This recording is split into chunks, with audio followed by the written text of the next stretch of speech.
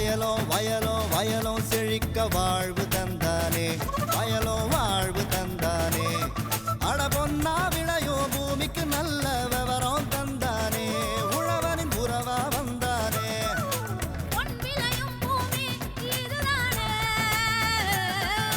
வயலோ வயலோ வயலோ செழிக்க வாழ்வு தந்தானே, வயலோ வாழ்வு தந்தானே. அட பொன்னா விளையோ பூமிக்கு நல்ல விவரம் தந்தானே, உழவனின் உறவா வந்தானே. தந்தன தந்தன தன தந்தானே, மண்ணளம் பொங்கிட துணை வந்தானே. தந்தன தந்தன தன தந்தானே, மண்ணளம் பொங்கிட துணை வந்தானே. வேளாண் பெருமக்களுக்கு அன்பு வணக்கம். இன்றைய பொன் விளையும் பூமி நிகழ்ச்சியில் முதலில் வருவது வேளாண் செய்திகள், வேளாண் ஆலோசனை நேரம், வேளாண் சந்தை நிலவரம், வேளாண் வானிலை மற்றும் வேளாண் தொழில்நுட்பம். இன்றைய வேளாண் தொழில்நுட்ப பகுதியில் கறவை மாடுகளில் ஏற்படும் எரிசக்தி குறைபாடு நோய் குறித்து விரிவாக விவரிக்கின்றார் தஞ்சாவூர் மாவட்டம் ஒரத்தநாடு கால்நடை மருத்துவக் கல்லூரி மற்றும் ஆராய்ச்சி நிலைய கால்நடை உடற்செயலியல் மற்றும் உடல் வேதியியல் துறை உதவி பேராசிரியர் டாக்டர் எஸ் முருகவேல் அவர்கள். இனி வருவது வேளாண் செய்திகள்.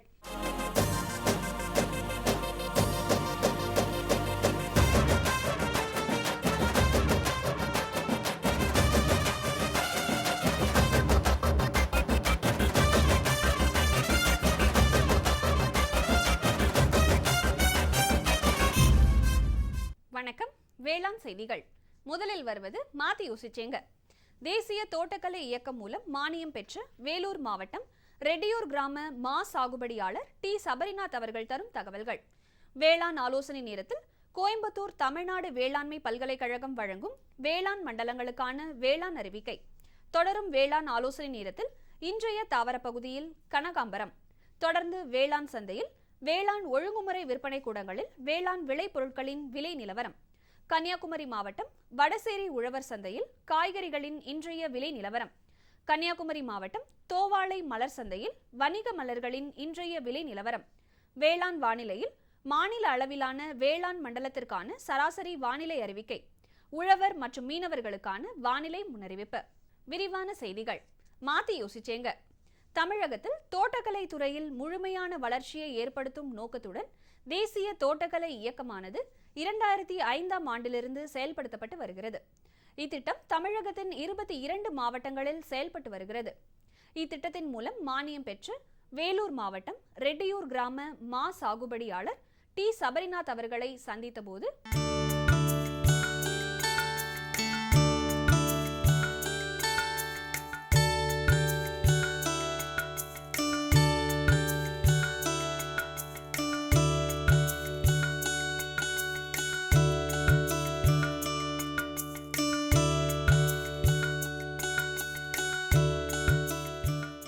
எங்களுக்கு வந்து 2 ஏக்கர் நிலம் இருக்குது. இதுக்கு முன்னாடி வந்து நாங்கள் விவசாயம் பண்ணிருந்தோம். மானாவாரி பயிர், கடலை, நெல் எல்லாம் பண்ணிகிட்டு இருந்தோம். அது இப்போ வந்து NH ஸ்கீம்னு ஒரு ஸ்கீம் வந்து தோட்டக்கலை சர்வீஸ் வந்து வந்துச்சு. அப்போ வந்து மாஞ்செடி வைக்கலான்னு ஒரு ஐடியா அங்கே இருந்துச்சு எங்களுக்கு. அப்போ வந்து அவங்கள அணுகி வந்து ஆலோசனை கேட்டோம். கேட்டதுக்கு வந்து அவங்க சொன்னாங்க, இந்த மாதிரிலாம் இருக்குது, ஸ்கீம் இருக்குது, தோட்டக்கலை சர்வீஸ் மூலிமா மாஞ்செடி 100 செடி தராங்க, உங்கள் நிலத்துக்கு தகுந்த மாதிரி தராங்க வந்து சொன்னாங்க. அதுக்கப்புறமா நாங்கள் வந்து அவங்களுக்கு ஆலோசனை கேட்டோம். கேட்ட பிறகு அவங்க சொன்னாங்க, இந்த மாதிரி 3-4 வருஷத்துக்கு நாங்கள் இது தருவோம், மானியம் தருவோம் அதான் சொன்னாங்க. போய்ட்டு கேட்டதில் அது மாதிரி வந்துச்சு. 100 செடி கொடுத்தாங்க. பங்கனப்பள்ளி கொடுத்தாங்க, இது பெங்களூரா நீளம், அப்புறம் 4-5 ரகம் கொடுத்தாங்க. அது இப்போ வச்சுருக்கோம். நாங்கள் 100 செடி வச்சுருக்கோம். இப்போ வந்து போக போகாமல் நாங்கள் பார்த்துட்ருக்கோம். பம்ப் செட்லேருந்து தண்ணி பாய்ச்சி மண்புழு உரம், இயற்கை உரமாக பஞ்சகாவியம் அந்த மாதிரிலாம் உரம்லாம் கொடுத்தாங்க, அவங்களே கொடுத்தாங்க. அது மாதிரி அது இல்லாமல் விளைச்சலுக்கு தேவையான இது எல்லாம் கொடுத்தாங்க. மானிய முறையில் பணமும் கொடுத்தாங்க. அதுக்கப்புறம் இது வருஷத்துக்கு மருந்தெல்லாம் அடிப்பாங்க. இயற்கை முறையில் இந்த பஞ்சகாவியமாக தெளிச்சு விடுவோம். அதுக்கப்புறம் மகசூல் வரும்போது ஒரு 3 வருஷம் நாங்கள் செடி வச்சு 3 வருஷமாக நாங்கள் பூவெல்லாம் கிள்ளி விட்டுட்டோம். அப்போ தான் அவங்க சொன்னாங்க, அப்போ கிள்ளி விட்டால் தான் நல்லபடியாக செடி நல்லா வரும், இந்த நல்ல முறையில் ஹெல்த்தியாக வரும்னு சொன்னாங்க. அதனால் நாங்கள் பூவில் 3-4 வருஷத்துக்கு உடச்சி விட்டுட்டோம். அப்புறமேட்டு தான் ஒரு 4-5 வருஷம் கழிச்சு தான் பூ வர ஆரம்பிச்சிது. அதுக்கப்புறம் அந்த இயற்கை உரம்லாம் போட்டு தண்ணி பாய்ச்சி நல்ல முறையில் வந்துட்டுருக்கு. ஒரு செடியும் போகாமல் நல்ல முறை பார்த்துட்ருக்கோம். அதுக்கப்புறம் இது வியாபாரிகளாக வருவாங்க. மகசூல் ஒரு 3 வருஷமாக இப்போ வந்துட்டுருக்கு. வியாபாரிகள் அவங்களே நேரடியாக வந்து எங்கேருந்து எங்களுக்கு கஷ்டம் இல்லாமல் அவங்களே வந்து இது பண்ணிவிடுவாங்க. மானிய முறையில் விற்றுருவோம். நாங்கள் வருஷத்துக்கு 2 முறை வரும். மாஞ்செடி பரவாயில்ல, நல்ல மகசூல் வருது.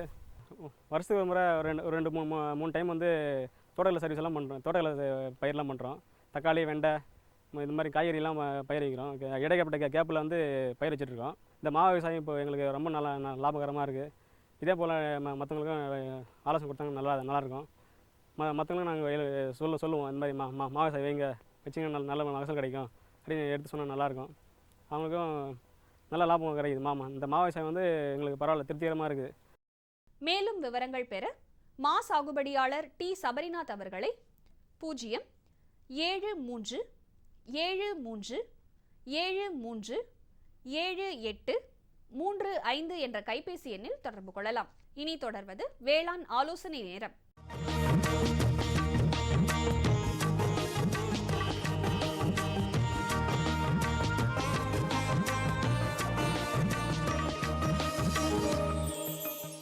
இந்திய வானிலை துறை மற்றும் தமிழ்நாடு வேளாண்மை பல்கலைக்கழகத்தின் வேளாண் காலநிலை ஆராய்ச்சி மையம் கோயம்புத்தூர் இணைந்து வழங்கும் வேளாண் மண்டலங்களுக்கான வேளாண் அறிவுரை. மேற்கு மண்டல விவசாயிகளுக்கான வேளாண் அறிவுரை.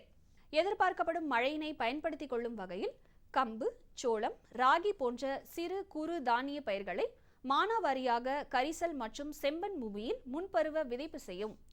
சம்பா பருவ விதைப்பு முடியும் தருணமாதலால் குறுகிய கால நெல் ரகங்களின் முளைத்த விதைகளை சேற்று உழவு செய்த நெல் வயலில் விதைக்கவும். காற்றின் வேகம் அதிகமாக எதிர்பார்க்கப்படுவதால் முன்பட்ட மற்றும் நடுப்பட்டங்களில் பயிரிடப்பட்ட கரும்பிற்கு விட்டம் கட்டவும். மேலும் 5 மாதங்களுக்கு மேலுள்ள வாழை மரங்களுக்கு முட்டு கொடுக்கவும். தற்போதைய வானிலை கறவை மாடுகளில் மடிவீக்க நோய் உருவாக்கும் காரணிகளை அதிகப்படுத்தும் என்பதால் பால் கறப்பதற்கு முன்பும் கறந்த பின்பும் 1% பொட்டாசியம் பெர்மாங்கனேட் கரைசலை கொண்டு கழுவவும். காவிரி டெல்டா மண்டல விவசாயிகளுக்கான வேளாண் அறிவுரை. அடுத்த சில நாட்களுக்கு லேசானது முதல் மிதமான மழை எதிர்பார்க்கப்படுவதால் தாளடி நடவு வயலை தயார் செய்யவும். பின் சம்பா பருவத்தில் நேரடி நெல் விதைப்பில் விதைப்பதற்கு முன் விதைகளை சூடோமோனாஸ் என்ற எதிர் உயிரியினை 1 கிலோ விதைக்கு 10 கிராம் என்ற அளவில் விதை நேர்த்தி செய்து விதைக்கவும். இதனால் விதைகளின் முளைப்பு திறன் மற்றும் வீரியத்தன்மை அதிகரிக்கும். விதைகள் மூலம் பரவக்கூடிய நோய் கிருமிகள் அழிந்துவிடும். பின் சம்பா பருவ நெல் நடவு செய்யும் விவசாயிகள் 1 ஏக்கருக்கு 200 kilo gypsum, 10 kilo zinc sulphate, 30 kilo urea, 40 kilo DAP மற்றும் 10 கிலோ பொட்டாஷ் ஆகிய உரங்களை அடியுரமாக இட வேண்டும். தாளடி பருவத்திற்கு ஆடுதுறை 38, ஆடுதுறை 46, ஆடுதுறை 49, மேம்படுத்தப்பட்ட வெள்ளை பொன்னி, திருச்சி 3 மற்றும் TKM 13 ரகங்களும் சாகுபடி செய்ய சிபாரிசு செய்யப்படுகிறது. தெற்கு மண்டலம் 1ற்கு உட்பட்ட மாவட்ட விவசாயிகளுக்கான வேளாண் அறிவுரை. மானாவாரியில் முன்பருவ விதைப்பிற்கு பருத்தி ரகங்களுக்கு விதையளவு 1 ஹெக்டருக்கு 15 கிலோ மற்றும் பயிர் இடைவெளி 45க்கு 15 சென்டிமீட்டர். மானாவாரி புழுதி விதைப்பில் முளைப்பு திறனை மேம்படுத்த விதைகளை கடினப்படுத்தி விதைக்கவும். பருத்தி விதைகளை 1% புங்கம் இலைசாரில் 8 மணி நேரம் ஊற வைத்து முன்பு இருந்த ஈரப்பதத்திற்கு நிழலில் உலர்த்தி விதைக்கவும். மானாவாரியில் முன்பருவ விதைப்பிற்கு சோள பயிர்களுக்கு விதையளவு 1 ஹெக்டருக்கு 22.5 கிலோ மற்றும் பயிர் இடைவெளி 45க்கு 15 சென்டிமீட்டர். வரும் தினங்களில் வறண்ட வானிலை எதிர்பார்க்கப்படுவதால் வாழைக்கு நீர் பாய்ச்சவும். அதிக காற்றின் வேகத்திலிருந்து பாதுகாக்க முட்டு கொடுக்கவும். வரும் தினங்களில் வறண்ட வானிலை எதிர்பார்க்கப்படுவதால் நெல்லுக்கு நீர் பாய்ச்சவும். தெற்கு மண்டலம் 2ற்கு உட்பட்ட மாவட்ட விவசாயிகளுக்கான வேளாண் அறிவுரை. கடந்த சில நாட்களாக பெய்த மழையை பயன்படுத்தி சம்பா வயல்களை தயார் செய்யவும். எதிர்பார்க்கப்படும் மழையினை பயன்படுத்தி சம்பா நெல் நாற்றங்காலில் மத்திய கால வயதுடைய நெல் ரக விதைகளை விதைக்கவும். தோட்டக்கலை பயிர்களில் வேர்பகுதியில் ஈரப்பதத்தை பாதுகாக்க தென்னை நார் கழிவுகளை இடவும். பகல் பொழுதில் காணப்படும் அதிக வெப்பத்தின் காரணமாக ஆடு மாடுகளில் செயற்கை கருத்தரிப்பினை காலையில் 9 மணிக்குள்ளும் அல்லது மாலை 4 மணிக்கு பிறகும் செய்ய வேண்டும். மலைப்பிரதேச மண்டல விவசாயிகளுக்கான வேளாண் அறிவுரை. கோஸ் மற்றும் காலிஃபிளவரில் தலை அழுகலை தடுக்க காப்பர் ஆக்சி குளோரைடு 2 கிராமை 1 லிட்டர் தண்ணீரில் கலந்து தெளிக்கவும். வடமேற்கு மண்டல விவசாயிகளுக்கான வேளாண் அறிவுரை. கோழி பண்ணையாளர்களின் கவனத்திற்கு. வானம் பொதுவாக மேகமூட்டத்துடன் காணப்படும். சில இடங்களில் லேசான மழை இருக்கும். வெப்பநிலை அதிகபட்சமாக 34 டிகிரி செல்சியஸாகவும் குறைந்தபட்சமாக 24 டிகிரி செல்சியஸாகவும் நிலவும். காற்றின் வேகம் மணிக்கு சுமார் 10 கிலோமீட்டர் என்ற அளவில் பெரும்பாலும் மேற்கிலிருந்து வீசும்.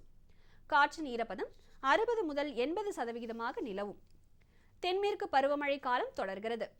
அதன் தாக்கம் தற்போது தமிழகத்தின் மீதும் காணப்படுவதால் மழைக்கான வாய்ப்பும், பகல் மற்றும் இரவு வெப்ப அளவுகள் குறைந்து காற்றின் வேகம் கூடுதலான வானிலை நிலவும். இதன் காரணமாக கோழிகளில் உற்பத்திக்கான சாதகமான சூழ்நிலை நிலவும். புதிய வரவு மக்காச்சோளம் மற்றும் இதர தீவன பொருட்களின் கொள்முதல் செய்யும் போது அவற்றின் ஊட்டச்சத்துக்கள் மற்றும் பூஞ்சானங்களின் அளவுகள் ஆகியவற்றை கொண்டு மேற்கொள்ளப்பட வேண்டும். ஏனெனில் அதிக அளவு பூஞ்சான நச்சுகள் கோழிகளில் நோய் எதிர்ப்பு சக்தியினை குறைத்து நோய்களுக்கு வழிவகுத்துவிடும். வடகிழக்கு மண்டல விவசாயிகளுக்கான வேளாண் அறிவுரை. அடுத்த 4 நாட்களுக்கு லேசானது முதல் மிதமான மழை பெய்ய வாய்ப்புள்ளது. உழவர்கள் தங்களுடைய ஆடு மற்றும் மாடுகளுக்கு அருகாமையில் உள்ள கால்நடை மருத்துவமனையை அணுகி கோமாரி நோய்க்கான தடுப்பூசி போட்டுக் கொள்ளுமாறு கேட்டுக்கொள்கிறோம். மழைக்காலம் ஆரம்பமாவதற்கு முன்பாக மாடுகளுக்கு சப்பை நோய் மற்றும் தொண்டை அடைப்பான் நோய்க்கான தடுப்பூசி அளிக்குமாறு கேட்டுக்கொள்கிறோம். கால்நடைகளை ஏரி மற்றும் குளங்களில் உள்ள புற்களை மேயாமல் பார்த்துக் கொள்வதன் மூலம் தட்டை புழுக்களின் தாக்கத்தினை கட்டுப்படுத்தலாம். செம்மறியாடு மற்றும் வெள்ளாடுகளுக்கு கால்நடை மருத்துவரின் பரிந்துரைப்படி குடற்புழு நீக்க மருந்தினை அளிக்குமாறு கேட்டுக்கொள்கிறோம். அதிக மழை பெறும் மண்டல விவசாயிகளுக்கான வேளாண் அறிவுரை. காற்றின் வேகம் அதிகமாக இருப்பதால் வாழை மரங்களுக்கு மூங்கில் கம்புகளால் முட்டு கொடுக்க வேண்டும். வாழையில் வாடல் நோயை கட்டுப்படுத்த நோய் பாதித்த மரங்களை வெட்டி அழிக்க வேண்டும். பின்பு ஒரு குழிக்கு 1 முதல் 2 கிலோ வரை என்ற வீதம் சுண்ணாம்பு இடவும். தென்னை மரத்தில் 1.8 மீட்டர் சுற்றளவில் 10 சென்டிமீட்டர் உயரத்தில் தென்னை நார் கழிவுகளை இடவும். வளரும் மிளகு கொடிகளை தாங்கும் மரங்களுடன் கட்டிவிடவும். நெல் வயல்களில் 5 சென்டிமீட்டர் உயரத்திற்கு நீர் பாய்ச்ச வேண்டும். அன்னாசி வயல்களில் மூடாக்கு இடுவதன் மூலம் மண் ஈரப்பதம் வீணாகாமல் தடுக்கலாம். தொடரும் வேளாண் ஆலோசனை நேரத்தில் இன்றைய தாவர பகுதியில் கனகாம்பரம். மலர்களில் கனகாம்பரம் வண்ணமயமாகவும் வணிக ரீதியாக முக்கியத்துவம் வாய்ந்ததாகவும் உள்ளது. இதன் சாகுபடி குறிப்புகளை பற்றி காண்போம். பயிரிட ஏற்ற பருவம். ஆண்டு முழுவதும் பயிர் செய்யலாம். மழை காலத்தில் நடவு மேற்கொள்ளக்கூடாது. பயிரிட ஏற்ற மண் மற்றும் தட்ப வெப்பநிலை. நல்ல வடிகால் வசதியுள்ள மணல் கலந்த வண்டல் மண் மற்றும் செம்மண் ஏற்றது. மண்ணின் அமிலகாரத்தன்மை 6 முதல் 7.5க்குள் இருக்க வேண்டும். மேலும் இவை ஓரளவு நிழலை தாங்கி வளரும். பயிரிட ஏற்ற ரகங்கள் சிகப்பு, ஆரஞ்சு மற்றும் டெல்லி கனகாம்பரம். அறுவடை. செடிகள் நட்ட 1 மாதம் கழித்து பூக்க ஆரம்பித்துவிடும். நன்கு மலர்ந்த மலர்களை 2 நாட்களுக்கு ஒரு முறை பறிக்க வேண்டும். மகசூல். 1 ஹெக்டருக்கு 1 வருடத்தில் 2000 கிலோ மலர்கள் கிடைக்கும். மேலும் விவரங்கள் பெற agritech.tnau.ac.in என்ற இணையதளத்தை பார்க்கவும். விளம்பர இடைவேளைக்கு பிறகு வேளாண் செய்திகள் தொடரும்.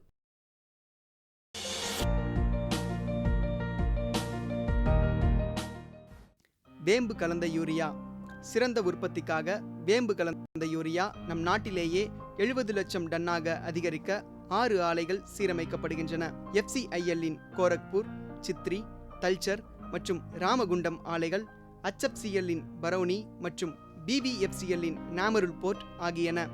பழம் நழுவி பாலில் விழுந்தது போல இப்பொழுது நம் நாட்டிலேயே வேம்பு கலந்த யூரியா உற்பத்தி செய்யப்படும். இதனால் விவசாயிகளுக்கு நன்மையே விளையும். 10% வரை தானிய உற்பத்தி அதிகரிக்கும். மண்ணில் 10 to 15% நைட்ரஜன் திறன் அதிகரிக்கும். சிறந்த உற்பத்திக்கு வேம்பு கலந்த யூரியா.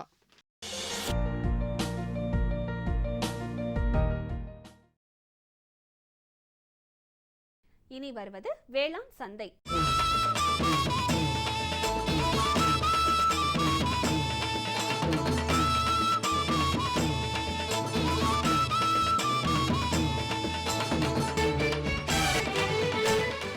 வேளாண் சந்தையில் வேளாண் ஒழுங்குமுறை விற்பனை கூடங்களில் வேளாண் விளைபொருட்களின் விலை நிலவரம். கம்பு இதர ரகம் தேனியில் குறைந்தபட்சமாக 1800 ரூபாய்க்கும் அதிகபட்சமாக 1860 ரூபாய்க்கும், சோளம் இதர ரகம் தேனியில் குறைந்தபட்சமாக 1780 ரூபாய்க்கும் அதிகபட்சமாக 1840 ரூபாய்க்கும், துறையூரில் 1425 ரூபாயிலிருந்து 1640 ரூபாய்க்கும், மக்காச்சோளம் இதர ரகம் அன்னூரில் குறைந்தபட்சமாக 1500 ரூபாய்க்கும் அதிகபட்சமாக 1700 ரூபாய்க்கும், திண்டுக்கல்லில் 1450 ரூபாயிலிருந்து 1650 ரூபாய்க்கும், நெல் இதர ரகம் கம்பத்தில் குறைந்தபட்சமாக 1500 ரூபாய்க்கும் அதிகபட்சமாக 1580 ரூபாய்க்கும், பல்லடத்தில் 1800 ரூபாயிலிருந்து 2000 ரூபாய்க்கும், கொப்பரை தேங்காய் இதர ரகம் அரூரில் குறைந்தபட்சமாக 850 ரூபாய்க்கும், அதிகபட்சமாக 950 ரூபாய்க்கும், பட்டுக்கோட்டையில் 1500 ரூபாயிலிருந்து 1700 ரூபாய்க்கும், மணிலா இதர ரகம் ஆலங்குடியில் குறைந்தபட்சமாக 4065 ரூபாய்க்கும், அதிகபட்சமாக 4135 ரூபாய்க்கும், கொளத்தூரில் 5000 ரூபாயிலிருந்து 6000 ரூபாய்க்கும் விற்பனை செய்யப்பட்டது. கன்னியாகுமரி மாவட்டம் வடசேரி உழவர் சந்தையில் காய்கறிகளின் இன்றைய விலை நிலவரம். கத்தரிக்காய் 1 கிலோ 25 ரூபாய்க்கும், வெண்டைக்காய் 1 கிலோ 40 ரூபாய்க்கும், சின்ன வெங்காயம் 1 கிலோ 25 ரூபாய்க்கும், பெரிய வெங்காயம் 1 கிலோ 15 ரூபாய்க்கும், பச்சை மிளகாய் 1 கிலோ 30 ரூபாய்க்கும், தக்காளி 1 கிலோ 15 ரூபாய்க்கும், கறிவேப்பிலை 1 கிலோ 20 ரூபாய்க்கும், கொத்தமல்லி 1 கிலோ 30 ரூபாய்க்கும், புதினா 1 கிலோ 40 ரூபாய்க்கும் விற்பனை செய்யப்பட்டது. கன்னியாகுமரி மாவட்டம் தோவாளை மலர் சந்தையில் வணிக மலர்களின் இன்றைய விலை நிலவரம்.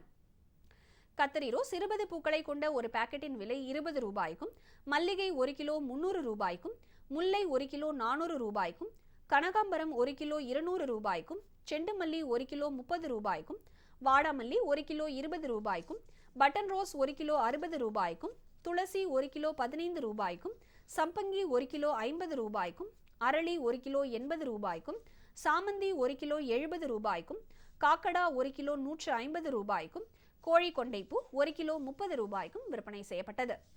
இனி வருவது வேளாண் வானிலை.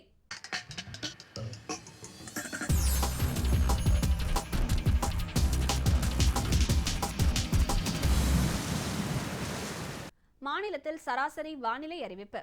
காற்றின் வெப்பநிலை அதிகபட்சமாக 33.7 டிகிரி செல்சியஸாகவும், குறைந்தபட்சமாக 25.4 டிகிரி செல்சியஸாகவும், காற்றின் ஒப்பு ஈரப்பதம் 64%ஆகவும், காற்றின் வேகம் மணிக்கு 4.6 கிலோமீட்டராகவும், மண்ணின் ஈரப்பதம் 15 சென்டிமீட்டர் ஆழத்தில் 20.3%ஆகவும், மண்ணின் வெப்பநிலை 15 சென்டிமீட்டர் ஆழத்தில் 30.1 டிகிரி செல்சியஸாகவும், மழை அளவு 3.2 மில்லிமீட்டராகவும், சூரிய கதிர்வீச்சு 402.5 கலோரி பெர் சென்டிமீட்டர் ஸ்கொயராகவும், வளிமண்டல அழுத்தம் 946.9 ஹெக்டா பாஸ்கல் அளவாகவும், இலையின் ஈரப்பதம் மணிக்கு 2.6 ஆகவும் இருந்தது. வானிலை முன்னறிவிப்பு. உழவர்களுக்கான வானிலை முன்னறிவிப்பு.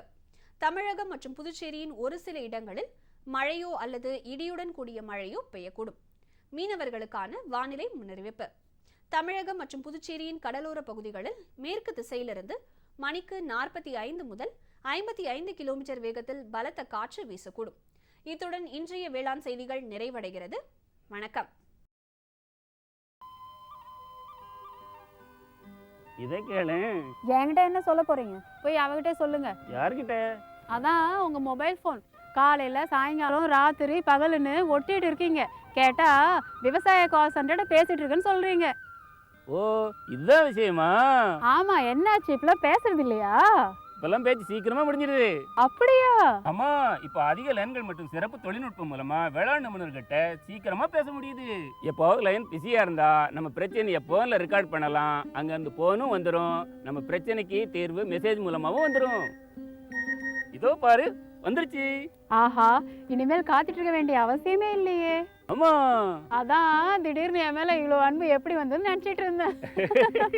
விவசாயம் தொடர்பான பிரச்சனைகளுக்கு உங்கள் மொழியில் உடனே தீர்வு பெற இந்தியா முழுவதிலும் எந்த போனில் இருந்தும் ஹெல்ப்லைன் நம்பரை தொடர்பு கொள்ளவும். விவசாயிகளின் நண்பன், விவசாயிகள் கால் சென்டர்.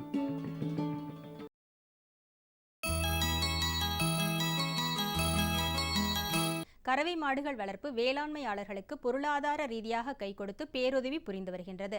இருப்பினும் இவற்றில் ஏற்படும் நோய்களினால் கால்நடைகளுக்கு பசியின்மை, பால் உற்பத்தி குறைதல் மற்றும் இனப்பெருக்க திறன் குறைதல் போன்ற பல்வேறு இடையூறுகள் ஏற்படுகின்றன. இவை பொருளாதார ரீதியாக பெரும் இழப்பையும் ஏற்படுத்துகின்றது.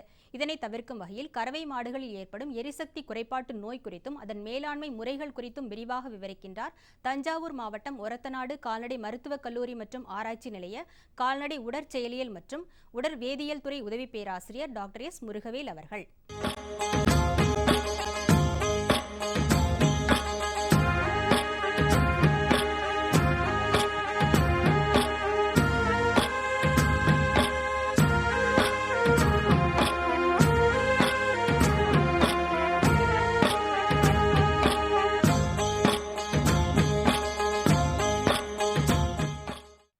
கால்நடைகளில் குறிப்பாக கறவை மாடுகளில் ஏற்படுகின்ற உற்பத்தி குறைபாடு நோயில் மிக முக்கியமான நோய் என்ன பார்த்திங்கன்னா இந்த எரிசக்தி குறைபாடு நோய்.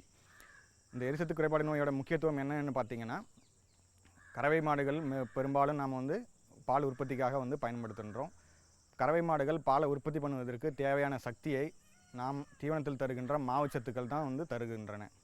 அப்படி இருக்கும் பட்சத்தில் நாம் ஏதாவது ஒரு சில காரணங்களால் வந்து மாவுச்சத்து குறைபாடு ஏற்படும் பொழுது கறவை மாடுகளின் உடம்பில் தேக்கி வைக்கப்பட்டுள்ள கொழுப்பு சத்துக்கள் அது வந்து உபயோகித்து பாலை வந்து உற்பத்தி பண்ணும். அந்த மாதிரியான சமயங்களில் ஏற்படுகின்ற உயிர் வேதியியல் மாற்றங்களினால் கீட்டோன்கள் என்று சொல்லப்படுகின்ற வேதிப்பொருட்களினுடைய உற்பத்தி அதிகமாகின்றது.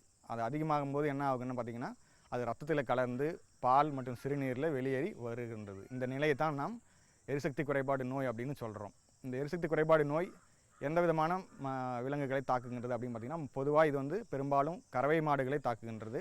அதுவும் குறிப்பாக பார்த்திங்கன்னா 10 to 15 லிட்டர் வரைக்கும் ஒரு நாளைக்கு கறக்கின்ற பால் தருகின்ற கறவை மாடுகளை இது வந்து அதிகமாக தாக்குது. இந்த கறவை மாடுகளையும் பார்த்திங்கன்னா கலப்பின பசுக்கள் அதிகம் பாதிக்கப்படுகின்றன. அது மட்டும் இல்லாமல் முதல் முறையாக கன்று இணை இருக்கின்ற கறவை மாடுகள் அதுவும் வந்து அதிகமாக வந்து பாதிக்கப்படுது. அது மட்டும் இல்லாமல் கன்று ஈன்று 4 to 6 வாரமான கறவை மாடுகளும் அதிகமாக பாதிக்கப்படும். இது வந்து 2 தான் முக்கியம். இந்த நோய் பார்த்திங்கன்னா முக்கியமாக வந்து கன்று ஈனும் தருவாயில் ஏற்படக்கூடிய ஒரு முக்கியமான நோய். கன்று ஈனுறதுக்கு முன்னாடியும் ஈன்ற கொஞ்ச நேரத்துக்கு பின்னாடியும் நடக்குகின்ற ஒரு முக்கியமான நோய். இது வந்து ஒரு உற்பத்தி குறைபாடு நோய். இது ஏற்பட்டால் என்ன ஆகும் பார்த்திங்கன்னா, பால் உற்பத்தி கணிசமாக குறையும். அதனால் பார்த்திங்கன்னா விவசாயி வந்து நஷ்டம் அடைவார். ஸோ இந்த நஷ்டத்தை வந்து நம்ம தவிர்க்கணும்னா இந்த நோயை பற்றி நம்ம முழுமையாக தெரிஞ்சுக்கணும். இது மட்டும் இல்லாமல் தீவனத்தில் ஏற்படுகின்ற குறைபாடு மட்டும் இல்லாமல் சில சமயம் வந்து பார்த்திங்கன்னா நம்ம தீவனத்தில் போதுமான அளவு மாவுச்சத்து கொடுத்துருப்போம். ஆனால் வந்து சில சமயம் கறவை மாடுகளால் வந்து தீவனமே எடுக்க முடியாத சூழ்நிலை ஒரு உதாரணமாக பார்த்திங்கன்னா வாய்க்கோமாரி நோய் ஏற்படும்போது வாயில் வந்து புண்ணு வரும். அதனால் வந்து தீவனம் சரியாக எடுக்காது. கன்று ஈனும்போது பார்த்திங்கன்னா சில பிரச்சனைகள் ஏற்பட்டு அதனால் வந்து உறுப்பு போடாமல் இருக்கும். அது மட்டும் இல்லாமல் அதில் வந்து கர்ப்பப்பை வாயில் ஏற்படுகின்ற தொற்று நோய்கள் இவற்றினால கூட என்ன பண்ணும், அந்த தீவனத்தை வந்து எடுக்காமல் இருக்கும் அந்த கறவை மாடு. அந்த மாதிரி சமயங்கள்லையும் இந்த எரிசக்தி குறைபாடு நோயை வந்து தாக்கக்கூடிய வாய்ப்புகள் ரொம்ப அதிகம். இதுதான் வந்து ரொம்ப முக்கியமான காரணங்கள். எரிசக்தி குறைபாடு நோய் வந்து தாக்கம் ஏற்படக்கூடிய முக்கியமான காரணிகள் இவை மட்டும்தான். ஸோ இது வந்து நம்ம எப்படி கண்டுபிடிக்குதுன்னு பார்த்தோன்னா இதோட அறிகுறிகளை வச்சு நம்ம வந்து கண்டுபிடிச்சிடலாம். முக்கியமான அறிகுறி என்னன்னு பார்த்திங்கன்னா, கறவை மாடுகள் அதுவும் சமீபத்தில் கண்ணு போட்டு கறவை மாடுகள் 4 to 6 வாரம் வரைக்கும் ஆன கறவை மாடுகளில் இந்த நோய் தாக்கம் அதிகமாக இருக்கும்னு நான் ஏற்கனவே சொன்னேன். நம்ம இந்த மாதிரி 4 to 6வது வாரம் வரும்போது பார்த்திங்கன்னா 10 to 15 லிட்டர் வரைக்கும் கறந்த மாடு திடீர்னு பார்த்திங்கன்னா 2 or 3 லிட்டருக்கு மேலே பால் வந்து தராது. இது வந்து ஒரு முக்கியமான அறிகுறி. இந்த மாதிரியான அறிகுறிகள் தென்பட்டால் உடனே வந்து நம்ம கால்நடை மருத்துவரை அணுக வேண்டியது ரொம்ப முக்கியம். கால்நடை வரப்போ நீங்களே பார்த்துருப்பீங்க, சில சமயம் மடிவீக்க நோய் இல்லை மடிநோய் ஏற்படும் போதும் பால் உற்பத்தி வந்து குறையாது. ஆனால் வந்து பார்த்திங்கன்னா பால் உற்பத்தியாகிற பாலோட தன்மை வந்து மாறி இருக்கும். ஆனால் இந்த நோயில் வந்து தன்மை மாறாது, அளவு மட்டும் பெரும்பான்மை அளவு வந்து குறைஞ்சிடும். 10 லிட்டர்லேருந்து 2 லிட்டர் குறையிறது வந்து பெரிய நஷ்டம் நம்மளுக்கு வந்து ஏற்படுது விவசாயிக்கு. ஸோ இது வந்து ஒரு முக்கியமான ஒரு அறிகுறி. இது மட்டும் இல்லாமல் பார்த்திங்கன்னா பொதுவான அறிகுறிகள்னு பார்த்திங்கன்னா, அந்த பாதிப்படைந்த மாடு வந்து தீவனத்தை வந்து சரியாக எடுக்காது. அது மட்டும் இல்லாமல் தள்ளாடி நடக்கும். வாயில் பார்த்திங்கன்னா உமிழ்நீர் எச்சில் வந்து பார்த்திங்கன்னா வழக்கத்துக்கு அதிகமாக வந்து சுரக்க ஆரம்பிக்கும். இந்த சுரக்கிறது மட்டும் இல்லாமல் பார்த்திங்கன்னா அந்த மாதிரி சுரக்கிற அந்த உமிழ்நீர் பக்கத்தில் நீங்கள் போனீங்கன்னா ஒரு அழுகின பழம் வந்து வர்ற வாசனை வந்து ஒரு மாதிரி வரும். அந்த வாசனை வந்து இந்த நோய்க்கு வந்து ஒரு குறிப்பிட்ட ஒரு மாதிரி ஒரு அறிகுறி. இந்த நோய்க்கான ஒரு அறிகுறி அது. இது தென்பட்டால் நீங்கள் உடனே அருகில் இருக்க கால்நடை மருத்துவம் வந்து நீங்கள் அணுக வேண்டியது ரொம்ப முக்கியம். கால்நடை மருத்துவர் நீங்கள் சொல்கிற அறிகுறிகளை வைத்தும் அவரோட சோதனை முறைகளையும் வைத்து இந்த நோய் தாக்கியிருக்கா இல்லையான்னு சொல்லிட்டு உங்களுக்கு கண்டுபிடிச்சி சொல்லுவார். அவர் கண்டுபிடிச்ச உடனே என்ன பண்ணுவார்னா, சில சமயம் கண்டுபிடிக்க முடியாத சமயத்தில் வந்து இது வந்து கண்டுபிடிக்கிறதுக்கு ஒரு ஆய்வக சோதனை ஒன்று இருக்குது, எளிமையான ஆய்வக சோதனை. அதுக்கு பேர் வந்து ரோத்ராஸ் சோதனை. நான் ஏற்கனவே சொல்லியிருக்கிறேன்.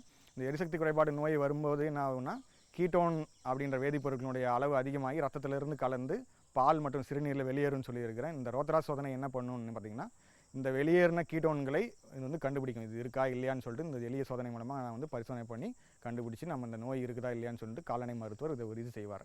இந்த நோயை வந்து உறுதிப்படுத்தினவொடனே கால்நடை மருத்துவருடைய முதல் பணி என்னவாக இருக்குன்னு பார்த்திங்கன்னா, இந்த நோயினால் ஏற்பட்ட உயிர் வேதியியல் மாற்றங்களை வந்து சரி கொண்டு வந்து பழைய நிலைக்கு கொண்டு வரணும். அதுதான் அவருடைய முக்கியமான வந்து குறிக்கோளாக இருக்கும். அதுக்கு அவர் என்ன பண்ணுவார்னு பார்த்திங்கன்னா, ரத்தத்துடைய சர்க்கரை அளவை வந்து பழைய நிலைக்கு வந்து கொண்டு வரணும். அதுக்கு வந்து என்னென்ன தேவையோ அது எல்லாத்தையுமே வந்து கால்நடை மருத்துவரே பண்ணிவிடுவார். அதில் முக்கியமானது பார்த்திங்கன்னா, ரத்த நாளம் வழியாக வந்து பிளட் குளுக்கோஸ், அதாவது ரத்தத்துடைய சர்க்கரை அளவை வந்து அதிகப்படுத்துவதற்காக குளுக்கோஸ் இன்ஜெக்ஷனை வந்து கொடுப்பாங்க ரத்த நாளம் வழியாக. இது வந்து ஒரு முக்கியமான ஒரு பணி.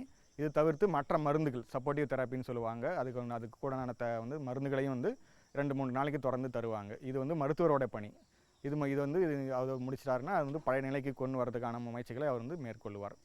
இந்த நோயை பொறுத்த வரைக்கும் பார்த்திங்கன்னா இது வராமல் எப்படி தடுக்கிறது அப்படின்னு பார்த்திங்கன்னா, இது வந்து வருமுன் காப்போம் அப்படின்னு சொல்கிற ஒரு பழமொழிக்கு இந்த நோய் வந்து ஒரு மிகச்சிறந்த எடுத்துக்காட்டு. இந்த நோயை வந்து நாம் வந்து சாதாரணமாகவே வந்து குணப்படுத்திடலாம். அதாவது சரியான தீவன மேலாண்மையை பயன்படுத்தி இந்த நோய் வந்து வராமல் தடுக்கலாம். இந்த நோய் எப்போ ஏற்படும் நான் வந்து முன்னாடியே சொல்லியிருக்கிறேன். அதாவது கன்று ஈனும் தருவாயில் இந்த நோய் வந்து தாக்கம் இருக்குதுன்னு நான் சொல்லியிருக்கிறேன். அதனால் கன்று ஈனப்போகும் தேதியிலிருந்து 4 வாரத்துக்கு முன்னாடியிலிருந்தே நாம் வந்து தீவன மேலாண்மையை வந்து சரியாக பயன்படுத்த ஆரம்பித்தோம்னால இந்த நோய் வராமல் தடுக்க முடியும்.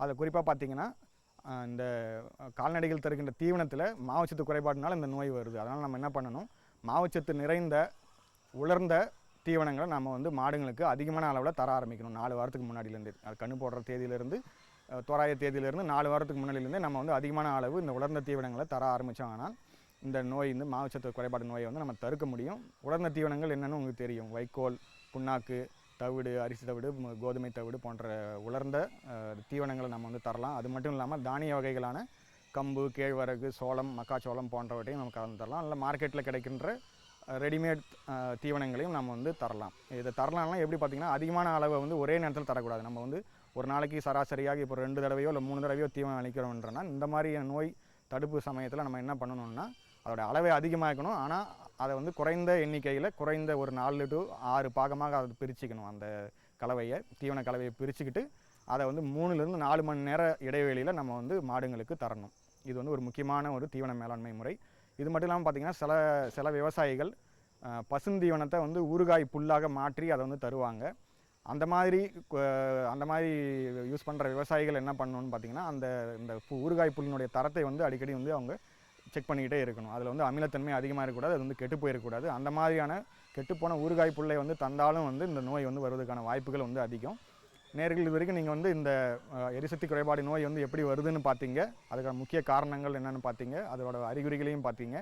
இந்த மாதிரியான நோய் அறிகுறிகள் தட்டுப்பட்டால் உடனே அருகில் இருக்கிற கால்நடை மருத்துவமனையை வந்து நாடி அது வந்து மேலும் தகவல் பெறுங்க. முக்கியமாக வந்து அதற்கான ட்ரீட்மெண்ட்டை உடனே ஆரம்பிக்கணும். அது வந்து ரொம்ப முக்கியம். அதில் மேலும் விவரங்கள் பெற டாக்டர் எஸ் முருகவேல் அவர்களை 08680045797 என்ற கைபேசி எண்ணில் தொடர்பு கொள்ளலாம். சுகமாய் பரவும் நறுமணத்தில், சுவை எனும் இன்பத் தோட்டத்தில், வளர்ச்சி எனும் பாதையில், மலர்ந்திருக்கும் புன்னகையில், பசுமையான செடிகளில், பெரிய பெரிய வர்த்தகங்களில், தேனீக்களின் ரீங்காரத்தில், மகிழ்ச்சியின் இன்ப ஒலியில். NHM தோட்டக்கலை இயக்கம்.